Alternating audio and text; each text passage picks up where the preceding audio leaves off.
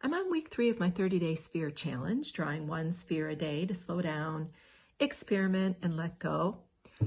But this week I felt like I hit a wall. I kept thinking, what else can I do with just a circle, to shade it? And at first it felt kind of frustrating. I actually skipped a day and ended up doing 2 circles in one day. But so I pushed myself to try some new things like oil pastels. I had not used those. I think I might have used them when I was a child one time, but they were messy and, well, because I was trying to blend them, they were messy and they reminded me it's not about being perfect. It's about showing up and just pushing through and doing the work. I'm Cynthia, and this channel is all about using simple art exercises that can help you relieve stress. Well, as I experimented with this challenge, I found a little happiness in tiny details. Little daisies that I made with a Sharpie. I really challenged myself to draw some realistic feathers in colored pencil. I started out simply with wavy patterns and a fountain pen. I played with Inktense blocks and I activated those with water, and I got some new Posca pens and I just love those, and chalk pastels, which are really fun and easy, although they are messy. But by the end of the week, I realized I wasn't just drawing spheres anymore. I was expanding the way I think about the materials and textures, and really proving to myself that I can keep going even when things feel hard. And that reminder to keep showing up, that's the real win of this week for me. I hope you'll keep watching to the end. I have some other information for you there. So meanwhile, enjoy.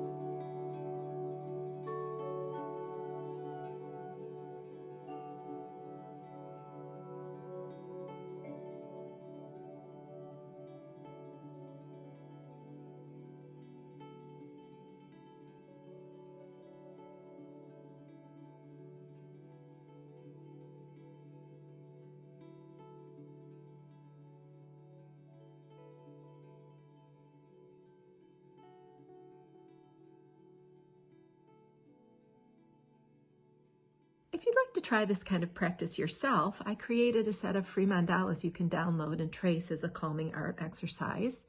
The link is in the description. And if you want encouragement and community while you experiment, come join my Facebook group. It's called Creative Explorations for Stress Relief. And in that group, we're all learning how to let go and create a daily practice together. And of course, don't forget to like, subscribe, and leave me a comment below. So until next week, see you next time.